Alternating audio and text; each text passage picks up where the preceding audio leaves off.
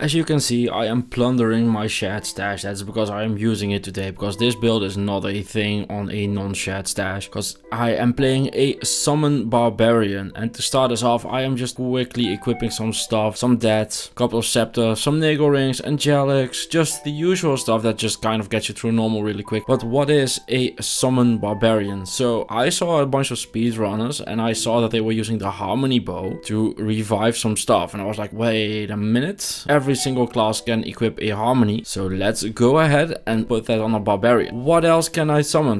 I looked at the things you can summon, and it's like you can make revives with a harmony, you can get a bear, you can get some wolves, you can get an iron golem. And I figured, okay, if a summon necro just stands around and doesn't really do anything, and a summon druid makes you want to just not play the game, how can I make a summon barbarian? Because a barbarian is actually a very good support character. It's a character that just has battle orders and it has shout, and it makes it so that the summons will actually survive and be powerful. And you can also just stack as many hours as you can. You can get might, you can get fanaticism, you can get concentration if you use an iron golem, and you have so many champions you don't know what to do with them. I do not, but I do think concentrate is the best iron golem use. And meanwhile, in the background you see me just beating normal. Like, you can't equip any of this gear before you hit the end of normal, so I'm just like, okay, yada yada yada normal, yada yada yada, let's get through it. And the first thing I can equip is when I'm farming Eldritch, and I need to farm Eldritch till I hit level 29, and I can equip a piece at that point. And piece has a bunch of things, but the most important thing is it has a 2% chance to cast level 15 Valkyrie on striking, which is the first summon we get. We get a Valkyrie. On level 29 I also get all my charms, so this is like a bunch of damage and life charms. I also equip a steel skull, and then we head towards Bale, where we just go and level farm on the minions of destruction. This is all just for experience. We have a lot of gear, and a lot of our gear is also just very high requirements. So I go ahead and respec, and I equip my harmony double bow. So this is a level 10 Vigor aura, which is amazing. I love it so much. And it also does revives. The whole thing this build was built around. I don't know if I'm the first to come up with. I highly fucking doubt it. I'm sure there's someone on the internet somewhere who's like, man, I did this before you did it. That's cool. There are no original ideas on the internet. It's fine. But I do like the way I built it. Like, throughout the video I will explain my thoughts and decisions on how I built this, why I went with certain things, what I needed, what I wanted it to do and stuff. Like, I'll get through it. So my first thing is, you see me maxing battle orders right now, and I just wanted to use battle orders to pump the minions. I also wanted to use shout to pump them and to get them all out, because they can't do without.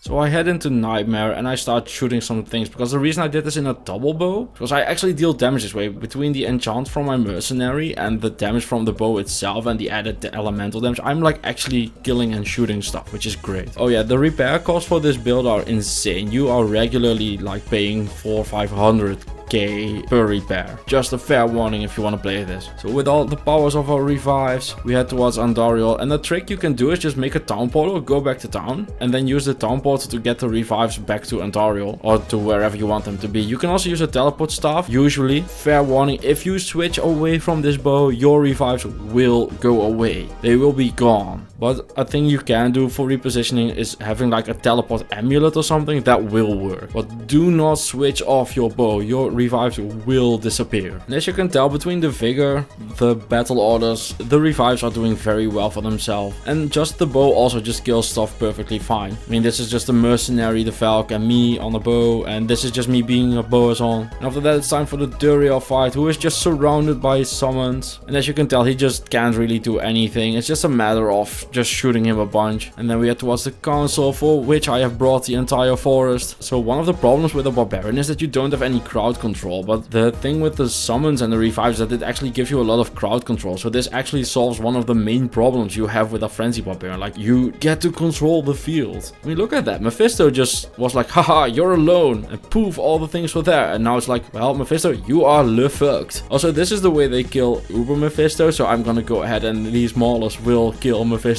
regular. I think they'll be fine. They're like having him in a corner, beating down on him. Very satisfying stuff. And the same goes for Israel. visual. So you get everything surrounded and just start shooting. And one thing you can do to efficiently walk through the River of Flame, if you know where the quest is, you can just make a town portal, go towards a waypoint, and then use your town portal to get back. So I got a fall rune in Nightmare, and then I surround Diablo here. And I'm just kind of hoping that he doesn't target me, but he's definitely just gunning for me. And what happened here is that I had so many minions that I got pushed out of the bone prison, which is fantastic because I would get fucking murdered in that thing. So that was amazing. But yeah, this is a very gear dependent build, so you will need to use the shared stash for this.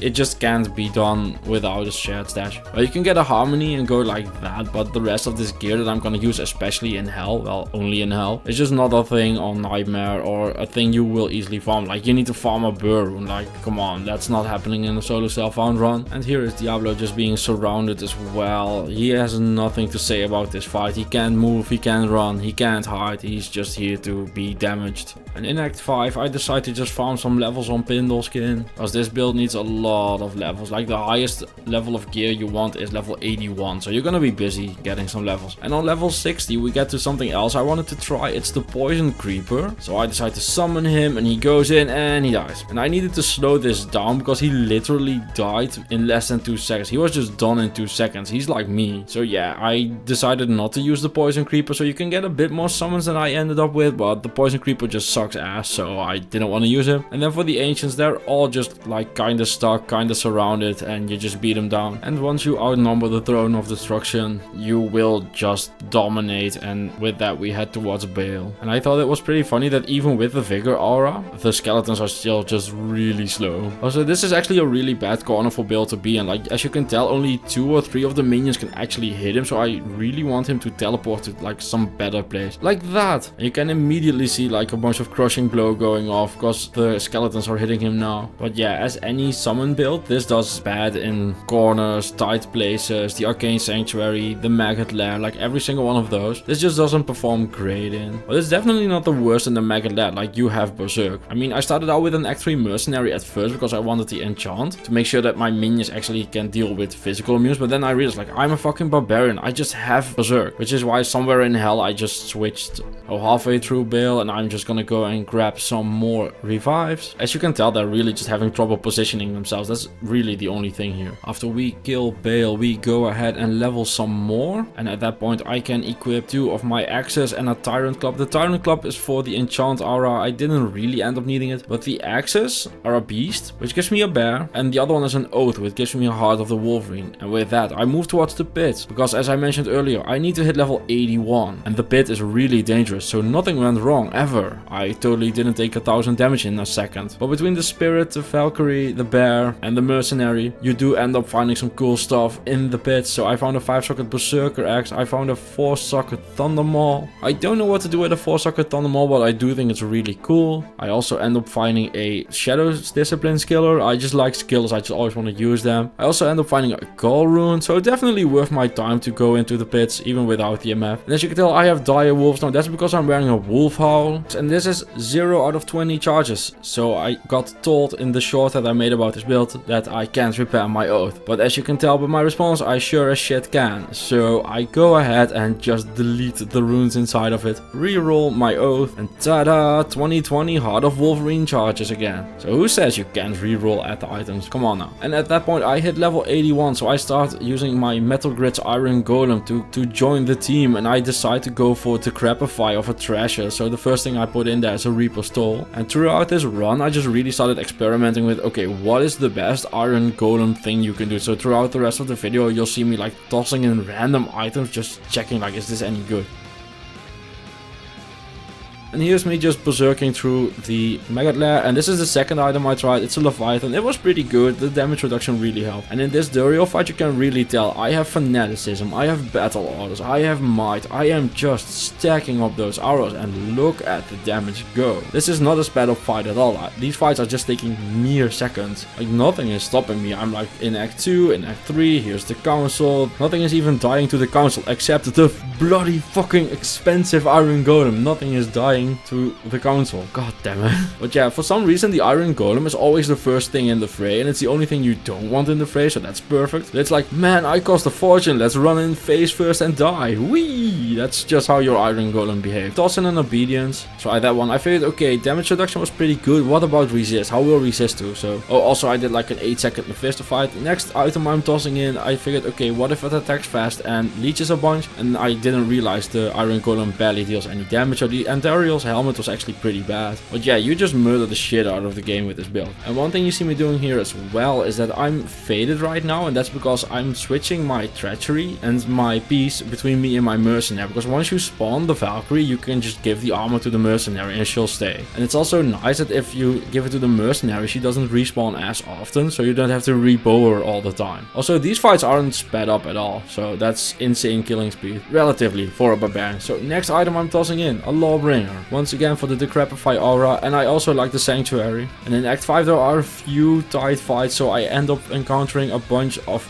Death Lords with Curse and Might, and that was pretty scary, but I do kill them. Of course the Iron Golem died, so this time I'm tossing in a Wizard Spike and trying that. And yeah, you can just tell, like, I am making absolute complete mincemeat out of the Ancients. And then for my next trick, I am also just encountering Cursed Death Lords, and at this point I'm just plowing through them. Like, this build deals so much damage. Like, look at this, everything is just evaporating in front of my face. The only thing putting up a bit of a struggle is the Minions of Destruction, but even that's like a bit of a trouble. And a big part of that is that the bear is just chilling out to the left there, but we do manage to take him down, so it's all good. So one more item into the Iron Golem, it's a Tomb Reaver. I finally had space on my mules again after this run, which was pretty sweet. So anyway, we go ahead and murder the absolute living fuck out of Bale. And you're like, well, Nuclear Rabbit, is this video over now? This was pretty easy. It looks cool. Great idea. You must have been so brilliant to come up with that, but we can do more. So I go ahead and pre-buff in the flames of hell. I sell a Stone of Jordan.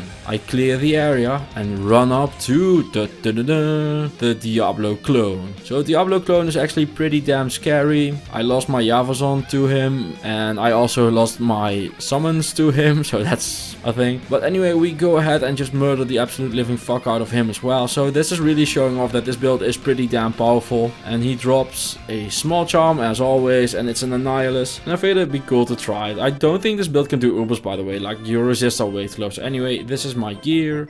Here's the Wolf Owl for the Dire Wolf, the Metal Grid, Beast for the Bear, the Gore Riders. And I don't think this is optimal because, for instance, I'm using an Immortal King's belt and I'm like, that can't be the best option, but I really needed to resist. As you can tell, it's just built like a random ass Frenzy Bob with Shout instead of like more damage. You can probably go Howl or Warcry for the stun or the making things go away. It'll be fine. Like, I think there's definitely some more optimization that can be done with this build. But I thought it was a cool idea. I hope you did as well. So thank you for watching. See you in the next one. Bye bye. Oh, also thank you to the Patreons. Well, Patreon. Bye.